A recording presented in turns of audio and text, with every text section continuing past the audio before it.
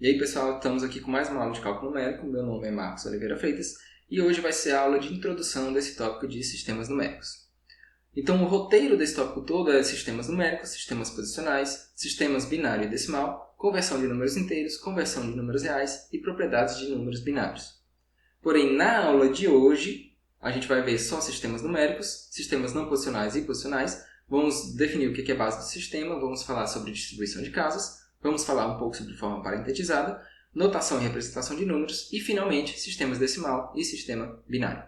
Então, o que são sistemas numéricos? Sistemas numéricos são formas de representar números, ou seja, quais são os símbolos que a gente vai utilizar para representar os números e quais são as regras para fazer as operações matemáticas.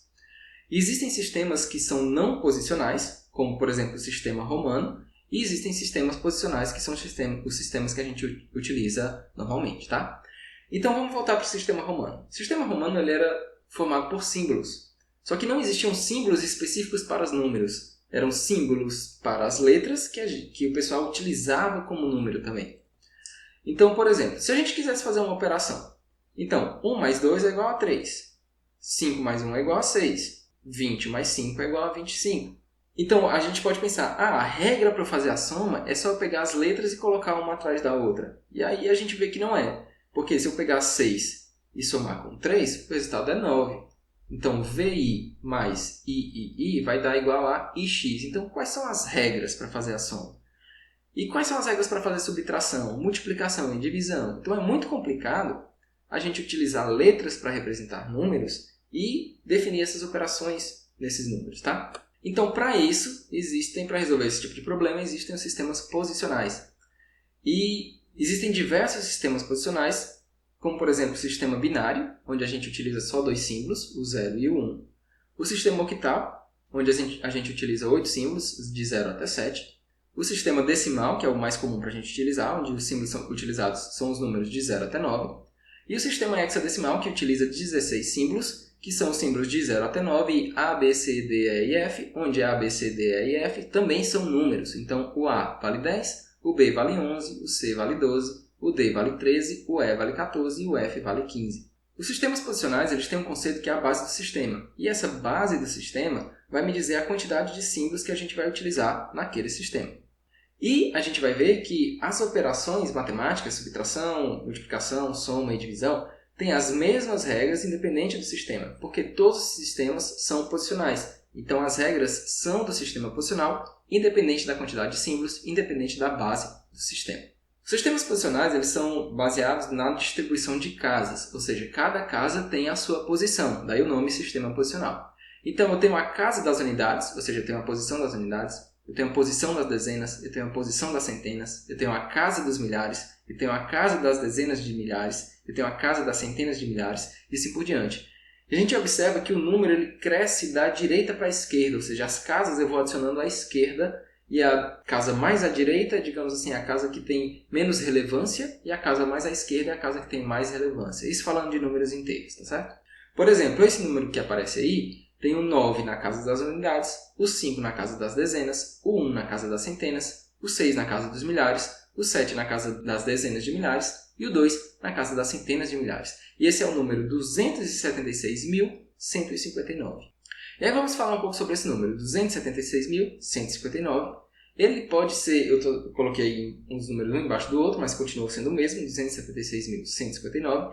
E eu coloquei desse jeito só para mostrar uma propriedade, que é o seguinte. Aquele número 276.159, ele pode ser escrito como a soma desses números que estão aí. 200.000 mais 70.000 mais 6.000 mais 100 mais 50 mais 9. Então, todo número em sistema posicional ele pode ser escrito como uma soma de números mais ou menos desse jeitão que está aí. Ou seja, ele pode ser reescrito como 2 vezes 100.000 mais 7 vezes 10.000 mais 6 vezes 1.000 mais 1 vezes 100 mais 5 vezes 10 mais 9 vezes 1.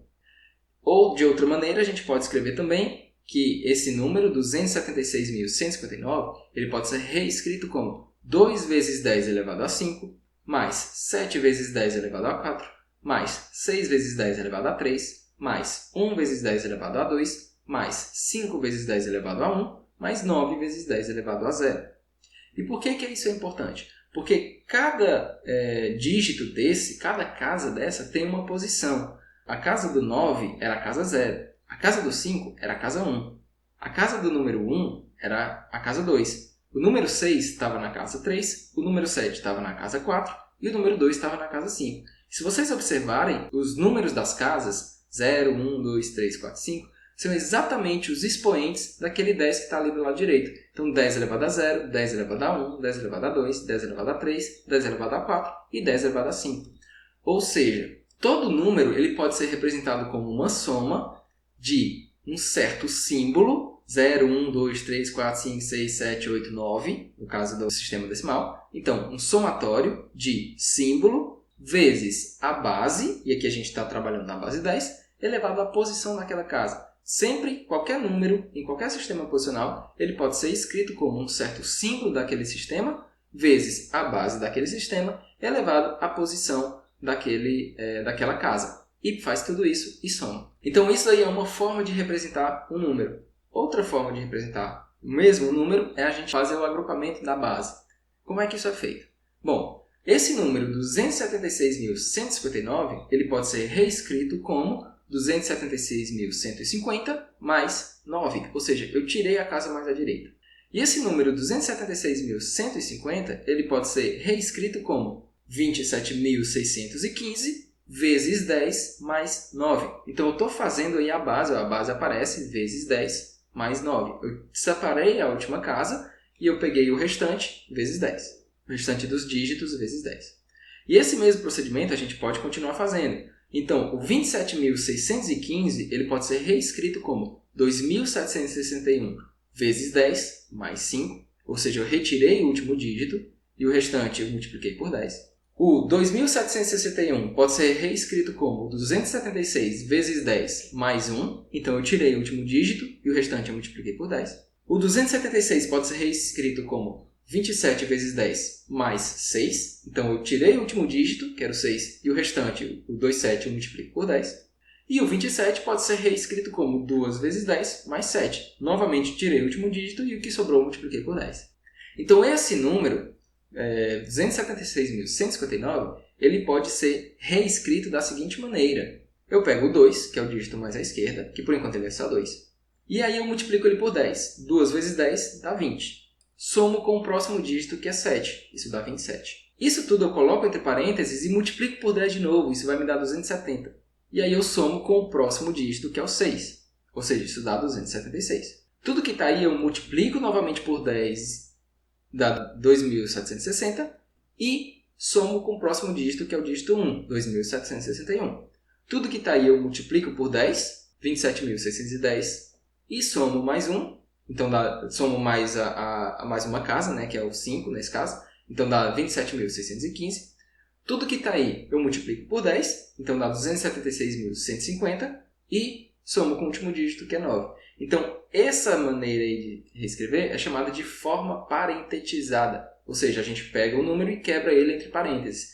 E perceba que a cada passo, o que a gente está fazendo? A gente está quebrando o número em seus dígitos e a cada passo a gente está multiplicando pela base. Então, 2 vezes a base, 10, mais 7. Tudo isso vezes a base 10, mais 6. Tudo isso vezes a base 10, mais 1. Tudo isso vezes a base 10, mais 5. Tudo isso vezes a base 10, mais 9. Essas duas formas que eu apresentei, elas vão ser úteis na hora de converter entre bases. Fazer a conversão da base binária para a base decimal ou da base decimal para a base binária. Existe uma notação que é para a gente não se confundir. A gente normalmente coloca a base com um númerozinho pequeno logo depois do número. Então, 15 com 10 embaixo quer dizer 15 na base 10. 1 com 2 embaixo não quer dizer 1111, ele quer dizer 1 na base 2. 7 com esse 8zinho embaixo quer dizer 7 na base 8. Não quer dizer o número decimal 17, ele quer dizer 7 na base 8. E esse F na base 16 quer dizer o quê, né? Então, uma curiosidade é que todos esses números são o mesmo valor, e todos eles são formas diferentes em bases diferentes que representam o mesmo valor. Então, 15 na base 10, se eu quiser reescrever ele na base 2, ele vai ser 1. Se eu quiser escrever na base 8, ele vai ser 7. E se eu quiser escrever ele na base 16, ele vai ser o F, tá? Então, nas próximas aulas, a gente vai ver como fazer essa conversão entre bases. Mas já adiantando, Normalmente a gente vai utilizar só o sistema binário e o sistema decimal. As outras bases, octal e hexadecimal, não vão interessar aqui para os nossos casos, aqui para a nossa disciplina de cálculo numérico. Mas a gente sabe o seguinte, no sistema binário, o 0 do sistema binário vale o mesmo 0 do sistema decimal. E o 1 do sistema binário vale o mesmo 1 lá do sistema decimal. O sistema decimal, o próximo número é o 2. No sistema binário, o próximo número é 0, já que não existe 2 no sistema binário. O sistema binário só tem 2 símbolos, o 0 e o 1. Então, o próximo número é o 0. O 0 binário vale o 2 decimal. O 1 binário vale 3 decimal. Não existem outros dígitos no sistema binário, então o próximo número é o número 100. E o número 100 vale 4 no sistema decimal. O número 101 vale 5. O número binário 110 vale 6, o número binário 111 vale 7, e assim por diante. O número binário 1000 vale 8, 1001 vale 9, 1010 binário vale 10, 1011 binário vale 11, o binário 1100 vale 12, o binário 1101 vale 13, o binário 1110 vale 14, o binário 1111 vale 15. Então, nas próximas aulas, a gente vai falar um pouco melhor sobre o sistema binário e vocês vão entender melhor como fazer essa conversão entre binário e decimal, tá? Então, concluindo aqui, a gente falou um pouco sobre sistemas numéricos e sistemas posicionais, dessas definições. Deu uma leve introdução ao sistema binário e sistema decimal. E nas próximas aulas, a gente vai falar como fazer a conversão de números inteiros, do binário para o decimal, do decimal para o binário. Como fazer a conversão de números reais do binário para o decimal e do decimal para o binário. E vai ver também algumas rápidas propriedades de números binários, tá? Então, por hoje é só. Valeu, gente, e até a próxima.